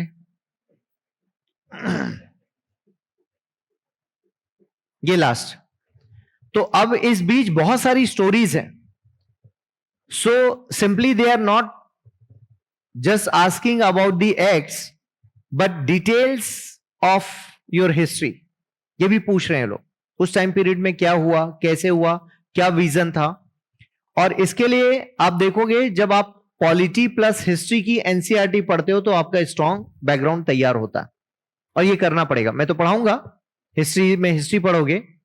अब ये इवोल्यूशन कैसे ये इवॉल्व होता है, किसका, कॉन्स्टिट्यूशन का, बना कैसे, क्या विजन था, वो डिफाइन नहीं है, क्वेश्चंस के थ्रू समझेंगे क्या पूछना चाहते हैं। फीचर्स की जब बात करें तो फीचर्स इसके बहुत सारे हैं, और फीचर्स ही एक्चुअल पूरे सिलेबस को कवर करते हैं। जैसे फीचर्स में फंडामेंटल राइट्स हैं, प्रियम्बल हैं, डीपीएसपी, ड्यूटीज, सब कुछ आपको बताना है, पंचायती राज तक, तो वो फीचर्स मान लो थोड़ी देर के लिए। फिर अमेंडमेंट्स देखोगे तो 1 to 106 अमेंडमेंट्स हो चुके हैं, बट इसमें आपको मैं हर बार लिस्ट देता हूं कि आप 25 to 30 भी तैयार करोगे, मोर देन इनफ है। तो आप बोलेंगे सर पूरे क्यों नहीं चाहिए, बिकॉज बहुत पुराने जो हो चुके हैं उसकी जरूरत नहीं है। अब क्वेश्चन जनरली या तो माइलस्टोन टाइप के जो अमेंडमेंट्स हैं, हाँ 42, 44th अमेंडमेंट वहां से पूछा जाएगा, या 61st अमेंडमेंट जिसमें आपके वोटिंग देने की, वोट करने की एज रिड्यूस की गई थी, माइलस्टोन है, तो हो सकता है उनका एनालिसिस पूछे। सिर्फ प्रोविजन पूछेगा वो कहां होगा, वो प्री में होगा, वो प्रीलिम्स के क्वेश्चंस बनेंगे, ओनली प्रोविजन कि क्या चेंज किया हमने, बट क्यों चेंज किया वो मेंस का क्वेश्चन होगा, क्या बेनिफिट हुआ उससे वो मेंस का क्वेश्चन होगा, और उसके इंपैक्ट्स आपको बताने पड़ेंगे। नहीं करते तो क्या होता, कर लिया तो क्या बेनिफिट्स हैं। इसका मतलब लेटेस्ट जो भी अमेंडमेंट्स हैं, और लेटेस्ट मेरा मानना है 91 से लेकर 106 तक हम लोग इसको पढ़ने की कोशिश करेंगे, ठीक है। अब जैसे इसमें एक अमेंडमेंट है 102 and 103 that is related with OBC, OBC commission से रिलेटेड है, राइट। अब कमीशन मींस एक बॉडी की ओबीसी कैटेगरी में जितने भी लोग आते हैं उनकी सेफ्टी सिक्योरिटी के लिए कमीशन बना दिया गया, उन्हें जगह दी गई आर्टिकल 338 बी में, आगे मिलेगा 338 बी, ठीक है। अब इन दोनों का रिलेशन, अब आपको यह देखना है कि मान लो उसने नंबर दे दिया और आपको नंबर याद नहीं था, तो कुछ जगह नंबर भी याद रखने पड़ेंगे। मान लो इन्होंने बोला 103rd अमेंडमेंट ने ऐसा क्या किया जिसकी वजह से कुछ चेंजेस आए, वो चेंजेस बताओ, ऐसा गोल गोल क्वेश्चन आ गया, क्लियर नहीं बोल रहा है, तो आपको तो प्रोविजन याद था लेकिन नंबर से याद नहीं था। अब एग्जाम हॉल में माथा ठोक रहे हैं कि यार क्या था पता नहीं, घर आकर देखे अरे ये ओबीसी कमीशन, आपको पता था लेकिन आंसर नहीं लिख पाए। तो कई जगह पर फैक्ट्स का भी बहुत रोल है और ऐसे क्वेश्चंस आए हैं। मान लो प्रोविजन याद है, फैक्ट्स याद नहीं और फैक्ट पूछा हुआ है, तो एग्जाम हॉल में मैच कैसे करोगे? या तो बगल वाला यार पता क्या लिखा है, ओबीसी ओबीसी कमीशन, फिर तो दिमाग की बत्ती खुल गई, आप फटाफट लिख के आ जाओगे। मान लो उसने नहीं बताया, फिर आप उलझ गए, वो क्वेश्चन नहीं बनेगा आपसे। आ रहा है समझ में? तो हाँ, पूछने की गुंजाइश नहीं होती, दोनों एक साथ रोल नंबर नहीं आएगा, ठीक है। तो आप देखोगे कि इस कंटेक्स्ट में क्या करना है, यूपीएससी में एक बेसिक रूल है कि फैक्ट्स कभी भी छोड़ना नहीं पढ़ते वक्त। आप बहुत टू मच फैक्ट्स नहीं पढ़ते, मतलब पटवारी का एग्जाम, पीएससी का एग्जाम नहीं दे रहे हो आप, लेकिन फैक्ट्स की इंपॉर्टेंस को आप खत्म नहीं कर सकते, क्लियर है। तो सबसे पहले आप फैक्ट से होके गुजरते हो, स्टोरी है, स्टोरी में फैक्ट्स, कॉन्सेप्ट, करंट अफेयर्स, तीनों को मिला के एक एनालिसिस, वो आपका मेंस का आंसर। अब आप सोचो कि मैं फैक्ट छोड़ देता हूं, सिर्फ मैं उसके कॉन्सेप्ट को समझ लूं और करंट अफेयर्स पढ़ लूं ना, अधूरा गेम है, क्योंकि ये जब आ जाएगा तब क्या करोगे? और प्री के लिए थोड़ी ना अलग से कोचिंग ज्वाइन करोगे, इसी में से प्री निकलना है, इसी में से मेंस निकलना है। तो ये अमेंडमेंट्स पढ़ेंगे हम लोग, सिग्निफिकेंट प्रोविजंस, तो ये जो फीचर्स और प्रोविजन है ये दोनों एक साथ हम मिलाकर चलेंगे। बेसिक स्ट्रक्चर, कॉन्स्टिट्यूशन में ये एक टर्म लिखा नहीं है बट इसे जुडिशरी ने डिफाइन किया है और बोला कॉन्स्टिट्यूशन का एक अपना स्ट्रक्चर है, उसको तोड़ना नहीं, बिगाड़ना नहीं। हाँ, केस एक केशवानंद भारती केस से आया, तो ये जुडिशरी ने बोला कि हमारा कॉन्स्टिट्यूशन जैसा है वैसा रहेगा, उसको चेंज नहीं कर सकते आप, कुछ बेसिक चीज, क्योंकि कोई भी गवर्नमेंट आके अपने मतलब के लिए वो चेंजेस कर सकती है, उसको रोकने के लिए इसको दिया गया। अब कुछ क्वेश्चंस मैंने अपडेट किए, जैसे मैंने अगेन 1.1 बोल दिया हिस्टोरिकल अंडरपिनिंग्स को, इससे क्वेश्चंस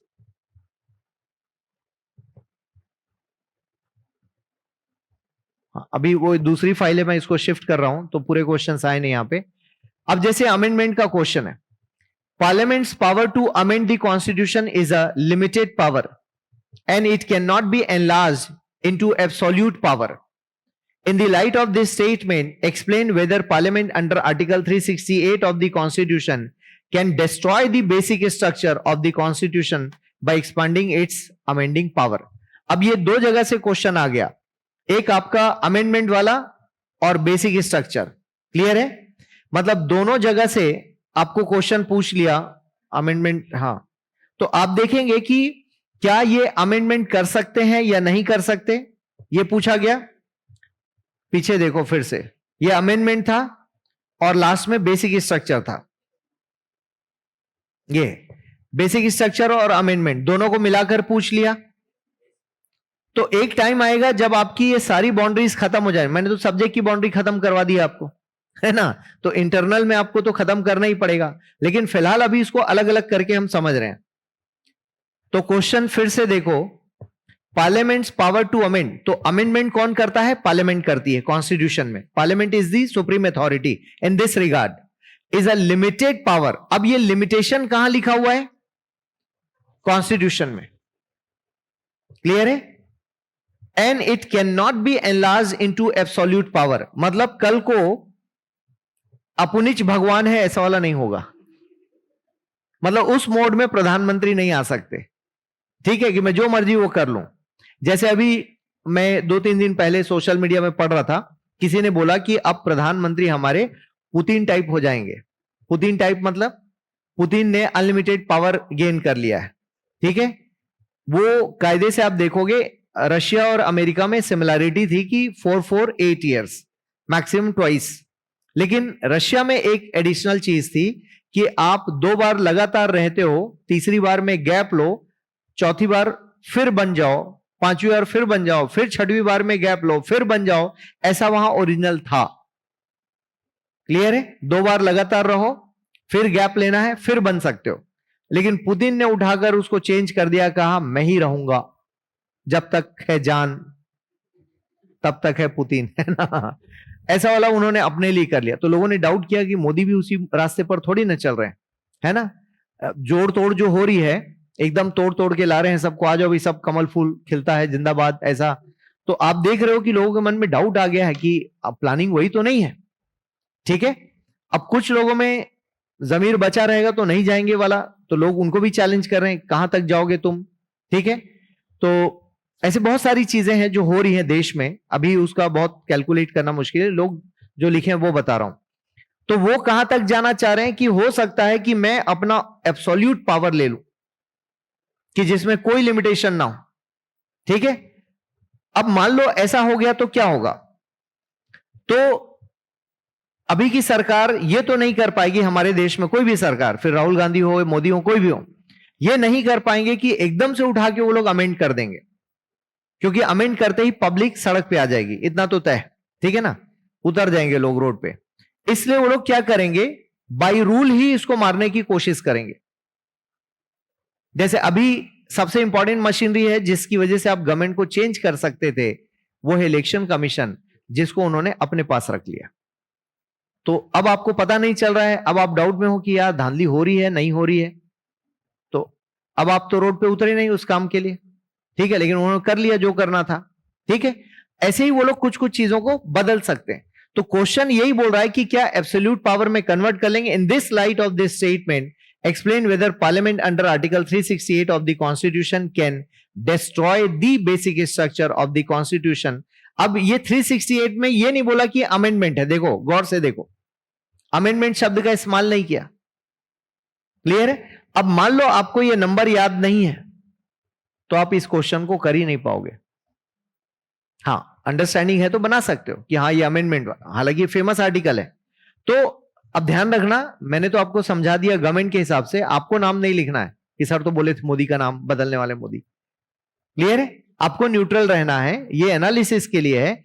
अब इसमें आपको रूल्स के दायरे में रह के एक्सप्लेन करना है, किसी पर्सन का एग्जाम्पल नहीं लेना है। हाँ, गवर्नमेंट को आप बोल सकते हो, कोट कर सकते हो, लेकिन एज ए पर्सन नाम नहीं लेना है, कभी भी ध्यान रखना। एग्जाम में तारीफ करनी तो कर सकते हो, बुराई नहीं करनी। ठीक है, constitution can destroy the basic structure of the constitution bye expanding it's amending power.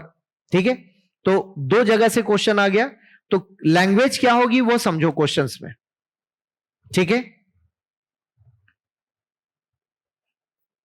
23 का क्वेश्चन है, explain the significance of the 101st constitutional amendment act, to what extent does it reflect the accommodative spirit of federalism.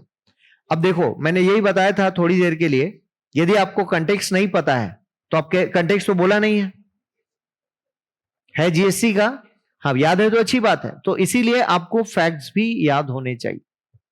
Prelims में आप रट लेते हो, ये मतलब ये मतलब ये, लेकिन आप देखो मेंस में कितना रेलेवेंट है आपको नंबर याद रहना, क्योंकि सिर्फ नंबर ही पूछा है। अब बाकी इससे रिलेट करना है, फेडरलिज्म क्या है ये सब पढ़ाऊंगा, बाद में बात करेंगे इसके बारे में।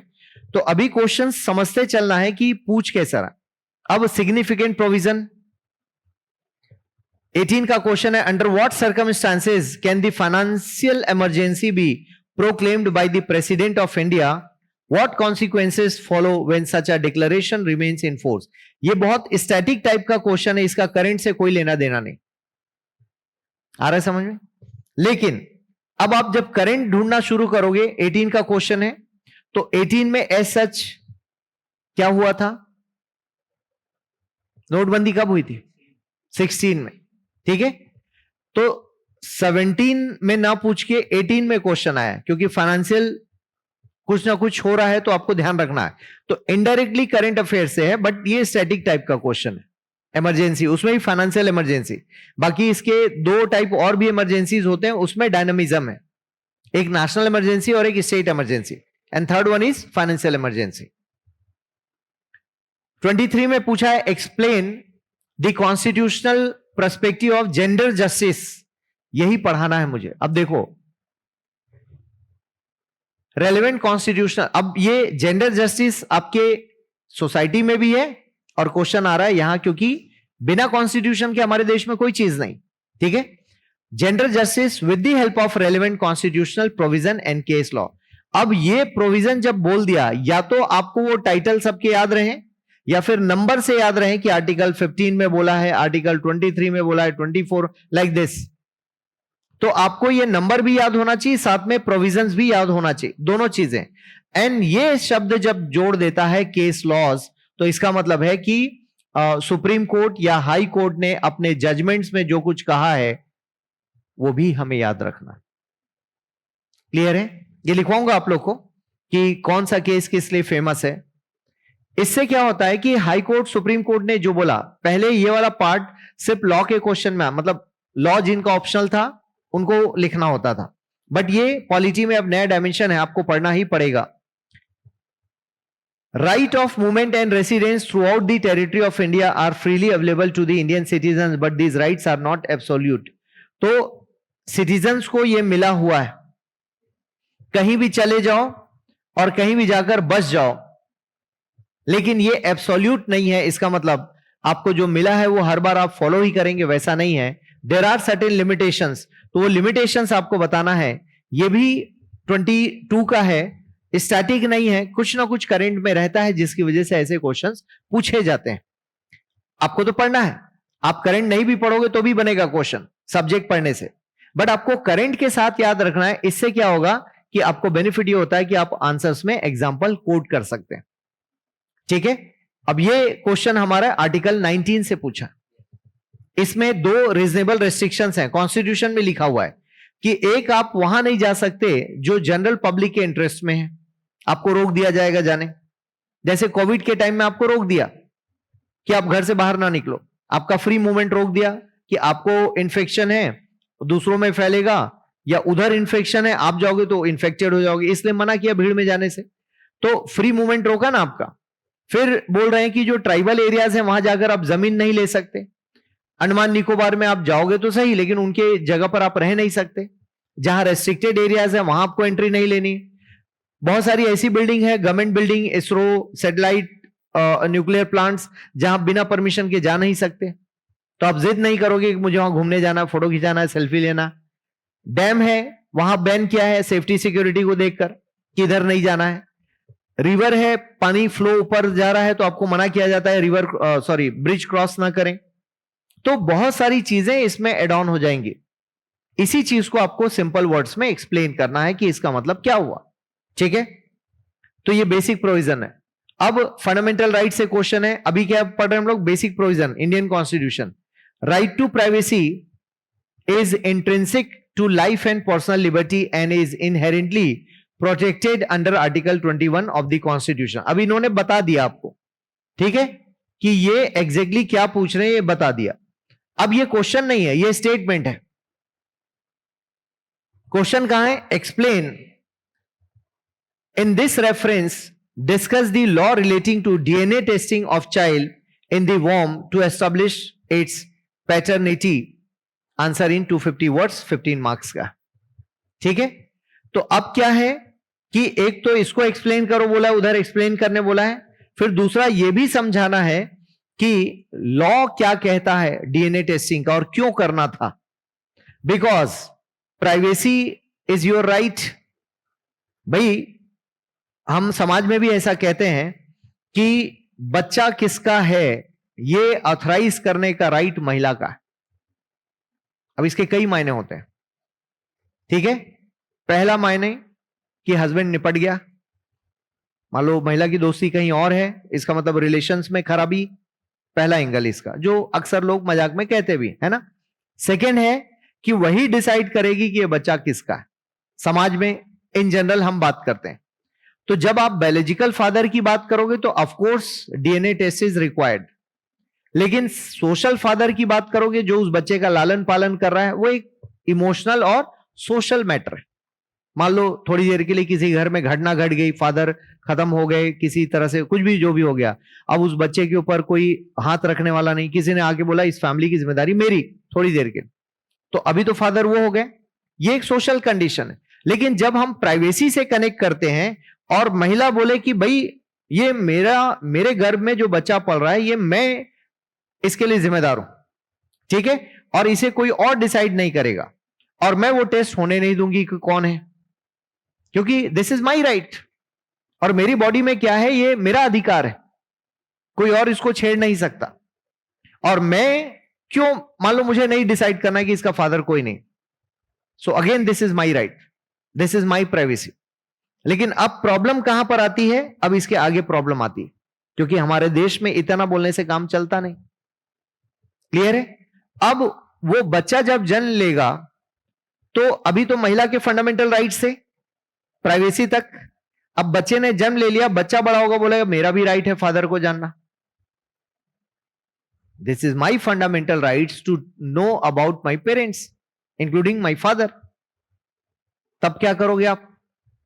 तब तो मां को जवाब देना पड़ेगा, मां तब भी मना नहीं कर सकती, बेटे को जवाब देना पड़ेगा, वो एडल्ट हो गए तो कोर्ट चला जाएगा, तब तो उसको मिलना उस वक्त जानना पड़ेगा, तब आप छुपा नहीं सकते, तब ये प्राइवेसी नहीं हो सकता, बिकॉज उसके फंडामेंटल राइट्स ज्यादा बड़े हो गए।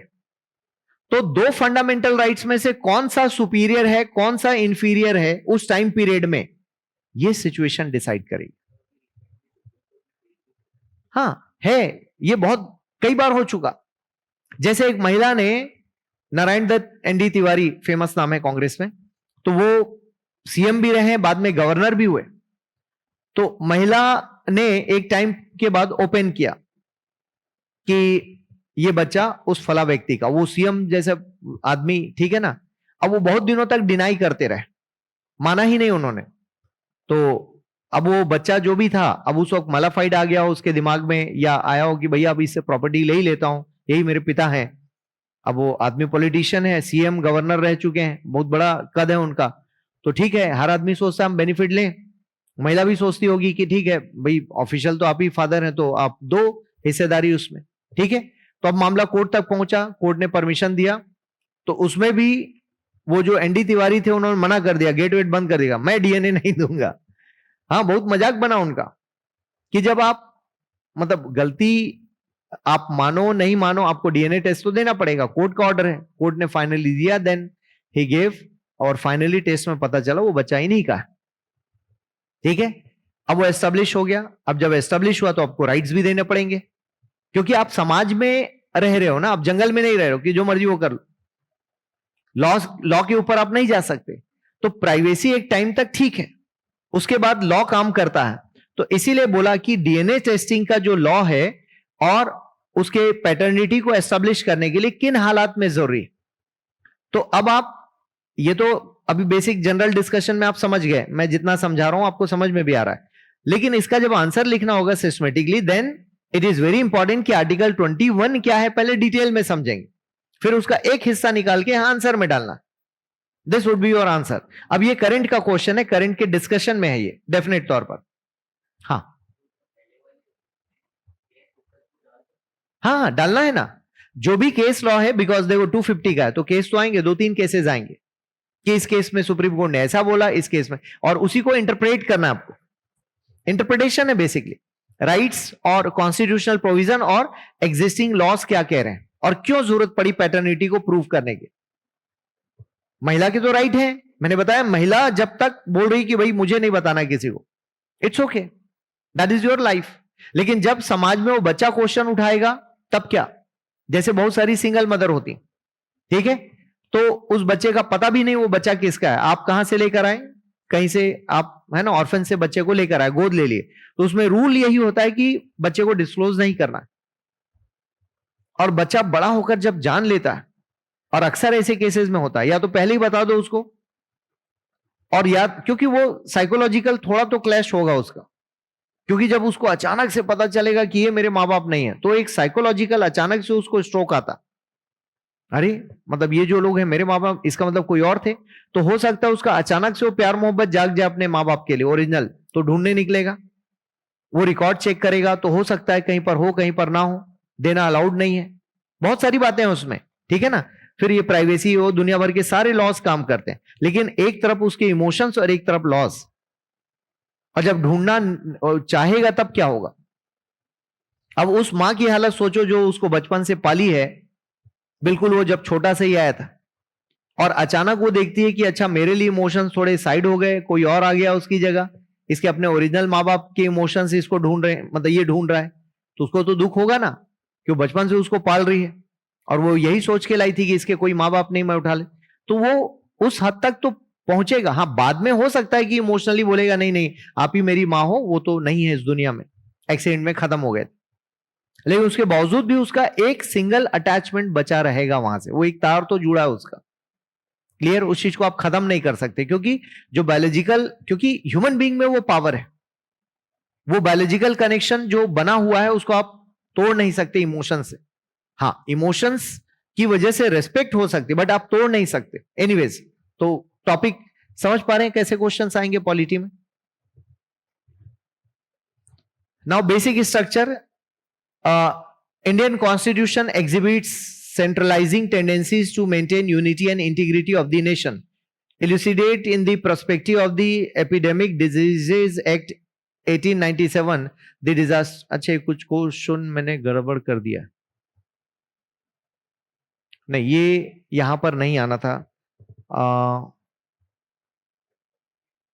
नहीं नहीं ठीक है, पॉलिटी का ही क्वेश्चन है, इसका कंटेक्स्ट अलग है, बट ये बेसिक स्ट्रक्चर में भी आएगा, थोड़ा सा बाकी जगह भी आएगा, तो बताऊंगा। अभी जो आप समझ पाए उन्हीं क्वेश्चंस पे डिस्कशन कर रहा हूं। हाँ, ये देखो, the constitution of India is a living instrument with capabilities of enormous dynamism. तो लिविंग और डायनामिज्म आपस में कनेक्टेड वर्ड है। It is a constitution made for a progressive society, illustrate with special reference to the expanding horizons of to the right to life and personal liberty। अब जो अभी पीछे पढ़ते आए हैं आर्टिकल 21 उसी को ही कहा गया है, तो एक आर्टिकल कई बार इस्तेमाल हो रहा है, ठीक है। अब ये जो चीज है इसको पढ़ने के लिए आपके पास एक बढ़िया सोर्स है, और वो है आपका आपकी इंडियन पॉलिटी।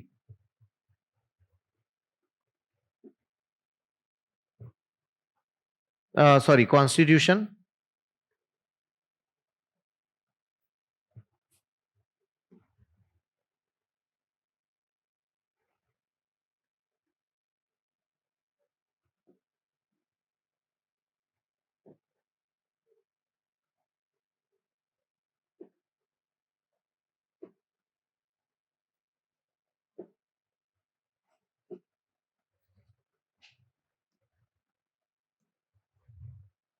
अब देखो, ऐसे क्वेश्चन जब आप पढ़ते हो तो उसका टाइटल ही मिल गया आपको, एनसीईआरटी का, ठीक।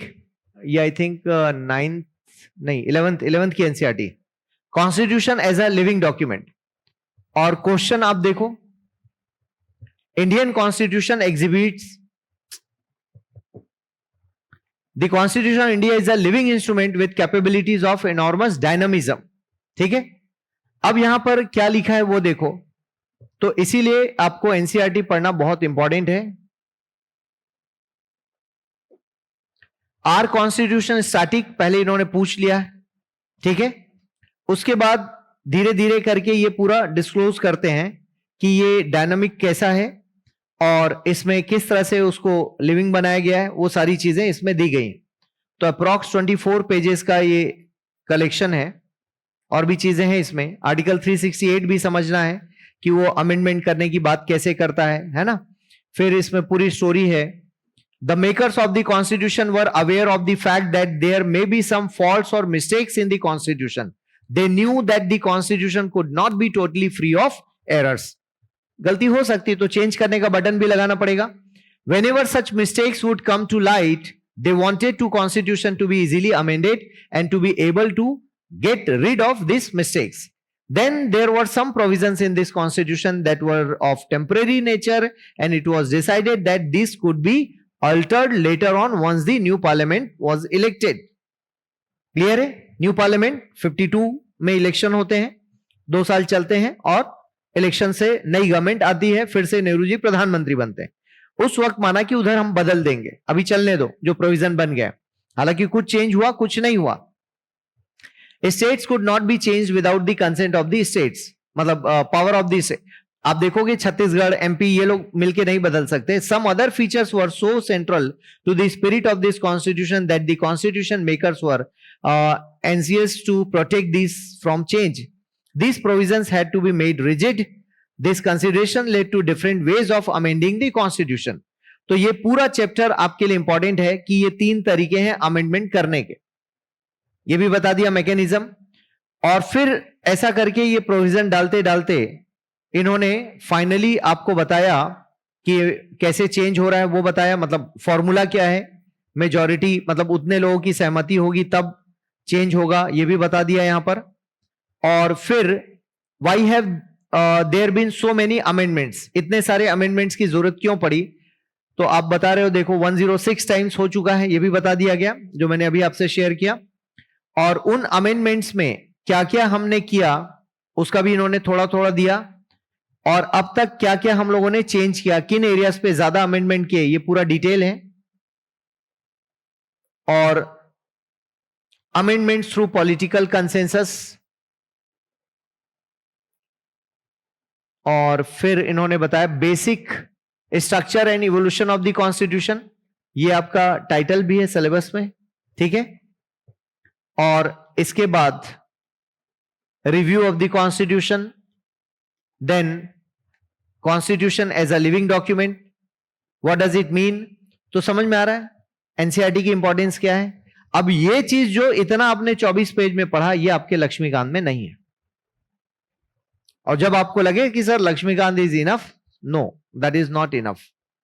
ये चाहिए प्लस करंट अफेयर्स चाहिए प्लस बेयर एक्ट चाहिए, ठीक है। ये तो एक टॉपिक है जिसका मैंने आपको दिखाया, ऐसे कई टॉपिक हैं जो आपको एनसीईआरटी से कनेक्शन से मिलेंगे, और वो इंटरप्रिटेशन उसमें नहीं है पूरे, आप उसमें लक्ष्मीकांत में ढूंढोगे। हाँ, दैट डजंट मीन कि वो बुक खराब है, मैं ये साबित नहीं करना चाह, मैं ये बताना चाह रहा हूं वो एक सिर्फ सपोर्ट सिस्टम है, नॉट द कंप्लीट वन। तो आप ये इस मुगालते में नहीं रहना कि सर हम तो लक्ष्मीकांत पढ़ लिए, और बहुत सारे बच्चों को पता ही नहीं है कि इसके बाहर भी दुनिया है। किसी ने बोला इतना कर लो हो जाएगा, क्लियर है। बहुत सारे लोग आपको ऑनलाइन यही लक्ष्मीकांत पढ़ लो हो जाएगा, अब आप देख लो खुद और ढूंढ के दिखाओ, एक भी शब्द नहीं मिलेगा लिविंग डॉक्यूमेंट वाला। वो इतना एक्सप्लेन करेगा, 24 पेज जोड़ेगा वो बंदा, तो वो बुक ऐसे नहीं हो जाएगी, आप पढ़ोगे ही नहीं उसको। उसकी भी लिमिटेशन है ना, वो सब कुछ नहीं डाल सकते। वो आपके फैक्ट्स रिवीजन करने के लिए ठीक है, नॉट फॉर कंप्लीट अंडरस्टैंडिंग। हाँ, आपके पास है तो उसको आज फेंकना नहीं है, जाके रखे रहना है। लेकिन मैं ये बता रहा हूं कि आपको कैसे पढ़ना है पॉलिटी, यहां तक ठीक है। बढ़ूं आगे, ठीक है। तो हम लोग बात कर रहे थे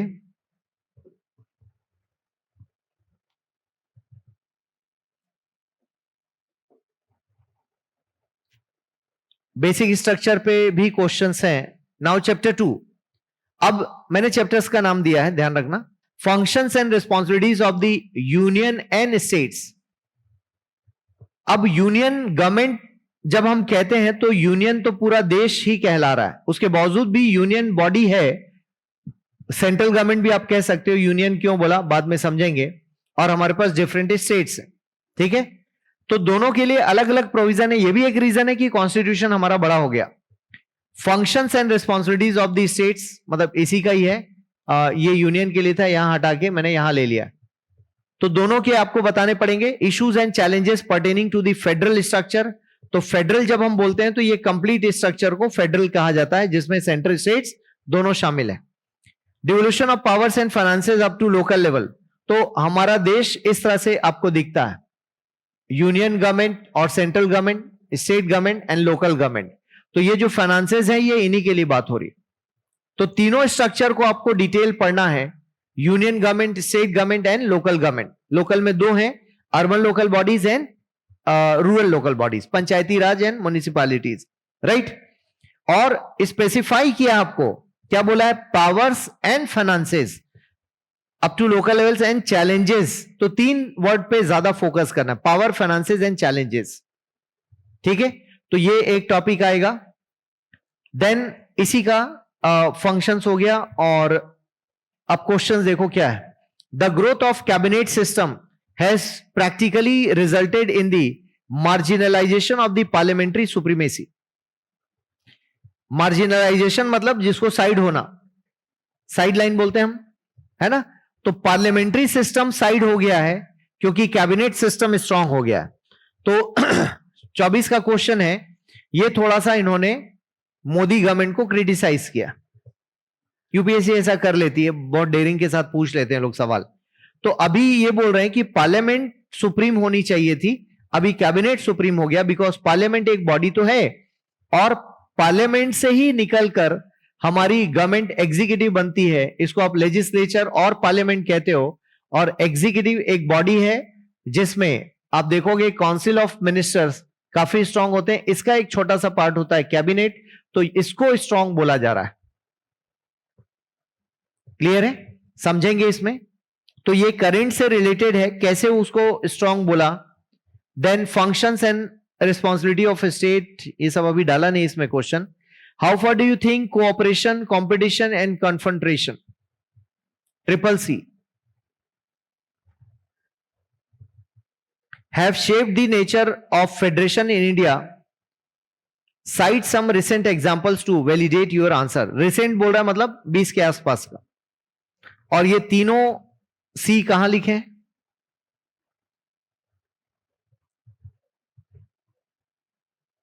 कहां लिखा हुआ है? कहां लिखा है? हाँ, राइट आंसर है आपका, नीति आयोग में लिखा हुआ है। ठीक है, अब फिर लक्ष्मीकांत से बात नहीं बन रही है क्योंकि ये वाला एक्सप्लेनेशन वहां आपको नहीं मिलेगा।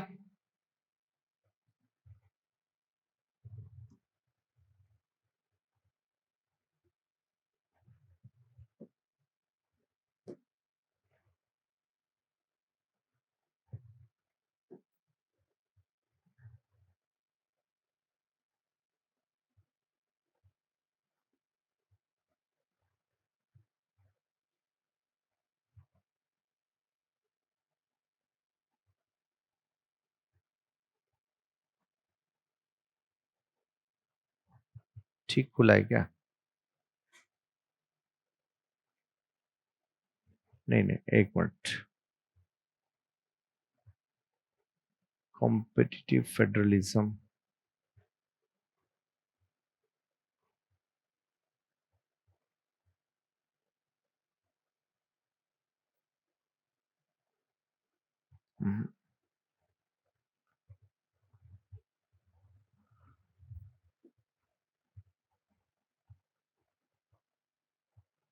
वो तीनों वर्ड्स को इन्होंने इस्तेमाल किया है।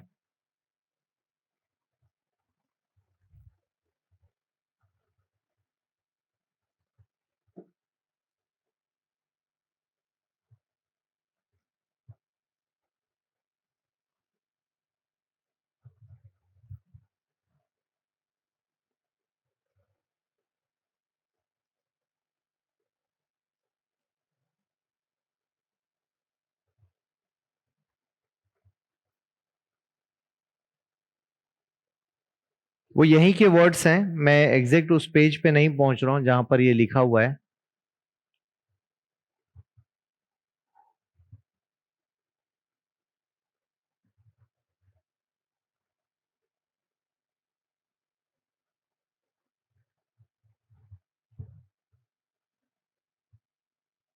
एनीवेज मैं आपको बताऊंगा, वो यहीं के शब्द हैं, ठीक है ना।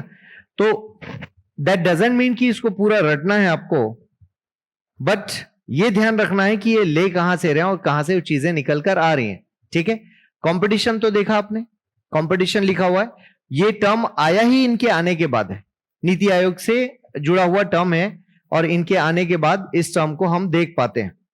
तो आप देखोगे कि जब तक आप ओपन नहीं रखोगे ये एग्जाम आप वैसे पास नहीं कर पाओगे जैसा आप सोच रहे हैं। Federalism term, what changes has the union government recently introduced in the domain of central state relations? 24 का क्वेश्चन है, suggest measures to be adopted to build the trust between the center and the states and for strengthening federalism. ये topic आपको आए दिन newspaper में दिखेगा। ये context दोनों के रिलेशंस में क्या अप डाउन हो रहे हैं वो दिखाई देगा। Devolution of powers and finances up to local levels and challenges therein, ये सिलेबस का पार्ट है। Local government, women reservation, the reservation of seats for women in the institutions of local self government has had a limited impact on the patriarchal character of Indian political process। अब ये जो term है ये आपको मैं Indian society के context में समझाऊंगा, लेकिन काम कहां आ रहा है? पॉलिटी में। तो एक सब्जेक्ट का टॉपिक दूसरे सब्जेक्ट को हेल्प करता है, बिकॉज ये बेसिक टॉपिक है। पैट्रियार्कल जब समझ जाओगे तो ऐसे में आया हुआ है। पैट्रियार्की आप पढ़ोगे, हिस्ट्री में पढ़ोगे, पॉलिटी में पढ़ोगे, लेटेस्ट अब जैसे छत्तीसगढ़ में क्या आने वाला है? यूनिफॉर्म सिविल कोड आने वाला है, सुना है? अभी कहां कहां आ गया?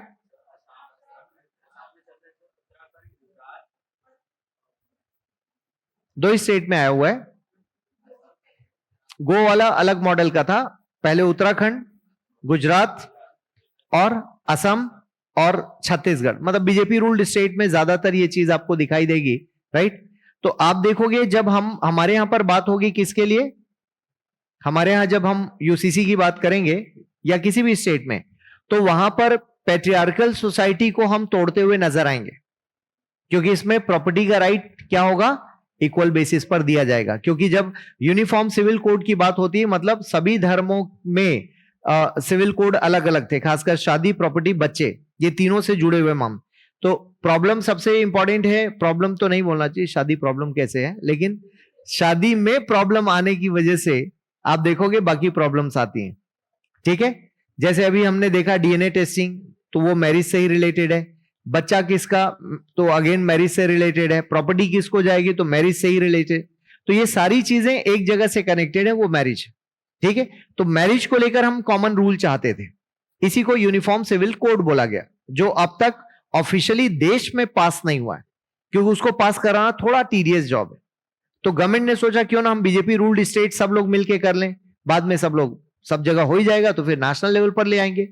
बात करेंगे इसके ऊपर, उसके ऊपर भी क्वेश्चन आया कि हम क्यों नहीं। सो पैट्रियार्कल या पैट्रियार्की हिस्ट्री से चलेगा, क्योंकि पैट्रियार्कल सोसाइटी के बारे में पढ़ेंगे। पितृसत्तात्मक, जहां पर पुरुष या पिता से सब कुछ गिना जाता, ठीक है, कि पिता के बाद प्रॉपर्टी बेटे को मिलेगी, बेटे के बाद उसके बेटे को मिलेगी, मतलब गर्ल्स गायब है, ठीक है। हस्बैंड के यहां चली गई तो उनको वहां तो प्रॉपर्टी वैसे नहीं मिलनी, क्योंकि जमीन कभी भी वाइफ के नाम पर नहीं खरीदी जाती थी, अब तो है।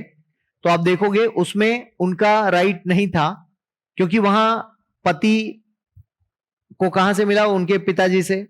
अब पति से फिर बेटे में आ जाएगा, क्यों पत्नी को तो बोला जाता है कि भाई इसी में से मिल रहा है ना तुमको, ठीक है ना, ये सिस्टम था। तो आप देखोगे इसलिए बहुत कम गर्ल्स होंगी या महिलाएं होंगी जिनके नाम पर खेती वाली जमीन होगी, ठीक है। तो उससे ये चीजें चेंज होंगी। So character of the Indian political process, तो कुल मिला के पॉलिटी का क्वेश्चन, अब ऐसे क्वेश्चंस आपको लक्ष्मीकांत में नहीं हैंडल होंगे। इनफैक्ट कोई बुक इसको नहीं लिख कर देगी।